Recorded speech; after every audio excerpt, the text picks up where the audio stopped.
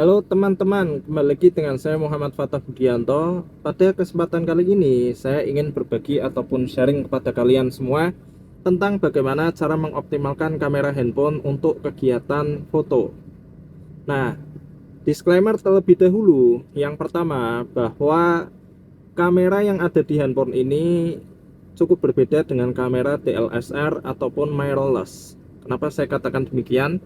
Karena kamera DSLR ataupun kamera mirrorless itu lebih compact, lebih proper untuk pengambilan gambar dengan berbagai banyak mode. Akan tapi di kamera HP ini cukup terbatas, dan pada kamera yang akan saya sharing kepada kalian ini menggunakan kamera auto kamera, sehingga pada bagian pertama dengan menggunakan mode auto kamera ini kalian bisa menikmati fitur yang ada di handphone kalian. Disclaimer yang kedua, saya ingin mengatakan bahwa apa yang saya sampaikan ini bukan berarti bahwa saya ini adalah ahlinya, tidak. Karena saya pernah mendapatkan pelajaran ini dan saya ingin berbagi kepada kalian supaya kita sama-sama mengerti bagaimana sih cara mengoptimalkan kamera handphone. Pertama yang perlu diperhatikan adalah bahwa kamera HP itu langsung terhubung kepada layar. Dan ingat, layar HP ini adalah layar yang sangat sensitif sekali. Sehingga ketika kalian melakukan pengambilan gambar, Anda tidak perlu menggerakkan tangan terlalu keras dengan emosi dan penuh tenaga, tidak perlu. Cukup tekan tombol jepret ataupun mungkin tombol untuk mengambil gambar tersebut dengan secara soft mungkin, selembut mungkin, dan tidak boleh dengan emosi. Karena apa? Tujuan dari gerakan yang soft ataupun lembut tersebut memiliki fungsi agar foto yang dihasilkan itu lebih stabil, bahkan sangat stabil sekali.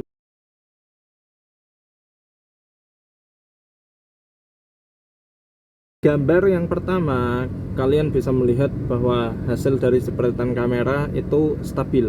Akan tapi di gambar setelahnya, ketika saya melakukan pengambilan gambar dengan penuh emosi, maka hasilnya pun juga tidak optimal, bahkan tidak stabil sekali. Pada mode auto kamera ini, kalian bisa melihat bahwa di dalam layar itu ada garis horizontal dan juga garis vertikal. Di situ juga membentuk sebuah kotak-kotak. Biasanya ada 9 kotak, yang mana di tengah-tengahnya itu adalah fokus tengahnya.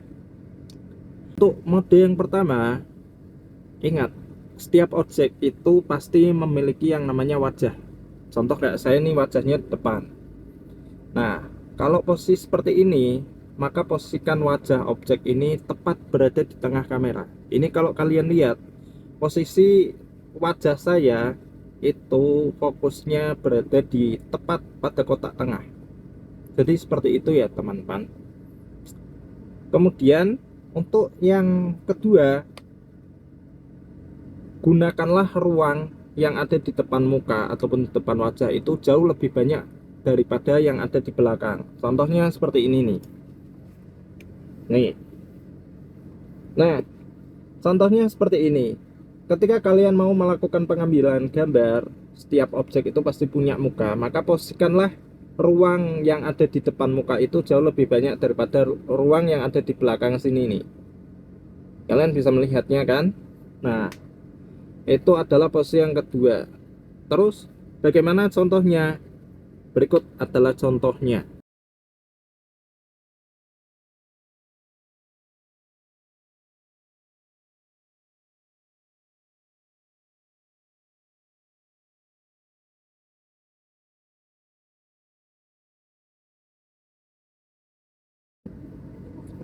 Oke, kemudian lanjut posisi yang ketiga.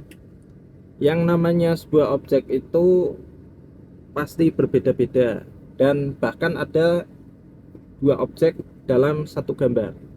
Contohnya adalah sebuah bangunan masjid yang didirikan di tengah sawah. kalian bisa melihat bahwa di situ ada objek pesawahan dan juga ada objek masjid. Nah, dalam kamera handphone ini kan ada yang namanya garis vertikal dan juga garis horizontal. Kalian posisikan gambar yang menjadi fokus kalian itu apa. Kalau kalian misalkan fokus pada masjidnya, maka posisikanlah masjid berada di atas garis horizontal yang ada di bawah. Kalau misalkan kalian ingin fokusnya kepada sawahnya, maka posisikanlah masjid itu berada di garis horizontal yang atas. Bagaimana contohnya? Nah, berikut adalah contohnya.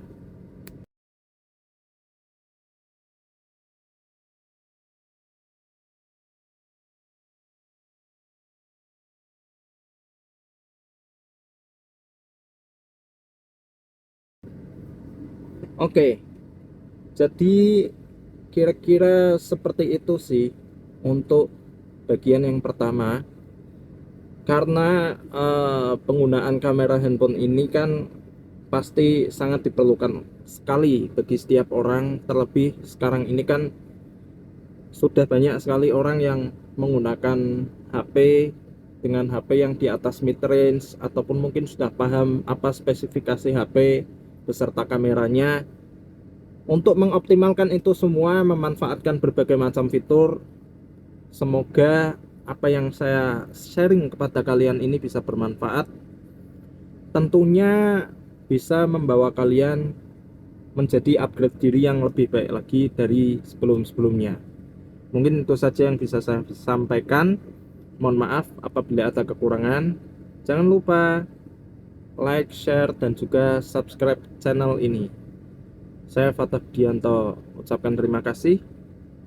Barakallahu fikum, salam teknologi.